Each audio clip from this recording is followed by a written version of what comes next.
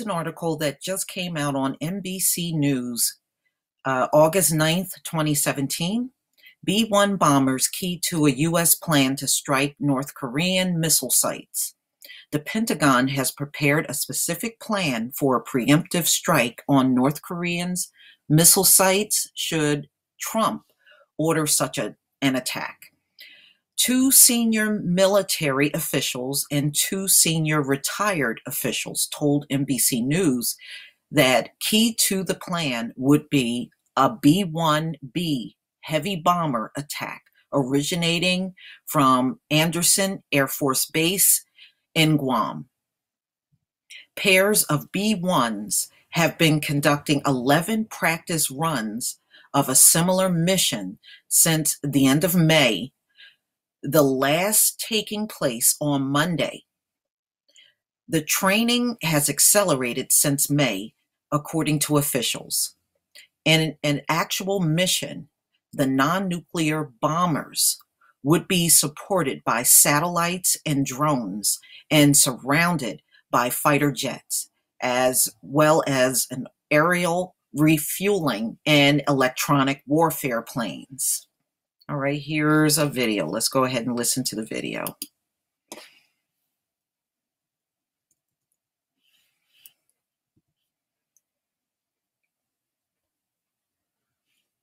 Tonight, NBC News can report the Pentagon has prepared a specific strike plan for a preemptive attack on North Korea should the president order one. Key to that plan, 2 senior military officials and 2 senior retired officers tell us the battle-tested B-1 bomber, seen here in a military video, training for such a mission.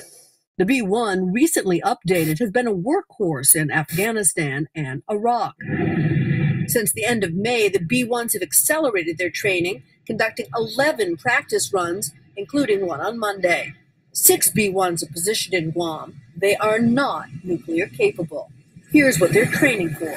Pairs of B-1s, supported overhead by satellites and drones, surrounded by fighter jets, as well as refueling and electronic warfare planes, have flown round trips, refueling multiple times, to practice what a real operation against North Korean missile sites might look like. A highly sophisticated strike package is designed to be largely invisible to facilitate a sneak attack. The targets, multiple sources say, approximately 24 North Korean missile launch sites and support facilities, which intelligence officials tell NBC News they feel confident they have accurately identified. The B-1s can carry a mix of weapons, as many as 168 bombs, or more likely, the new JASSM-ER, a highly accurate missile that can be fired hundreds of miles outside North Korean airspace. Of all the military options you could consider, this would be one of the 2 or 3 that would be at least have a possibility of not escalating the situation. A single long-range strike against the nuclear program, a cyber offensive would be the second. Those are the only 2 military options that ought to be in serious consideration. Nonetheless, Admiral Stavridis, who was the supreme allied commander of NATO, says he would counsel the president against the use of the U.S. military at this point. Kim Jong-un would be compelled to respond.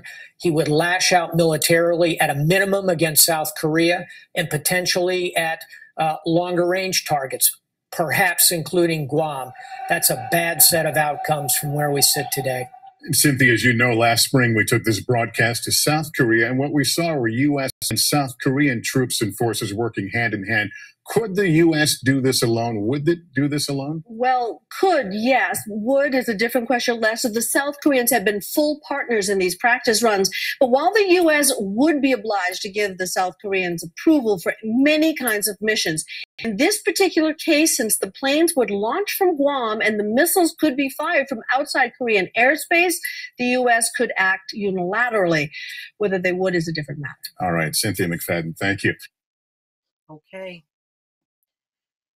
I tell you, all this talk of war, I just don't know, y'all. This is the last thing we need. And Black community, please do not get involved in white people's wars. This is their war. Okay, at one point in time in this country, they wanted the military to be all white. Let them have their wish. The target set, multiple sources said, would be approximately 24 North Korean missile launch sites, testing grounds, and support facilities. The sources told NBC News they feel confident they have accurately identified a set of relevant targets.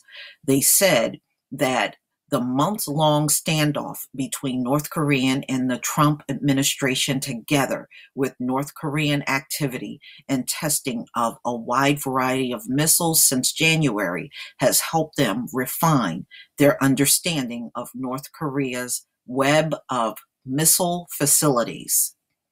So, you can best believe they're studying these people and trying to figure out where all of their sites are before they go in for a strike. I wouldn't put nothing past what America will do at this point in time, ladies and gentlemen, only because we have seen this rhetoric before with Afghanistan and Iraq, which both wars were not won. But if they think they can get into this war and do anything, then let them do it all by themselves. This is white people's war, not black people's. Please leave your comments and subscribe. And if you can donate to my channel, please do. Peace, family.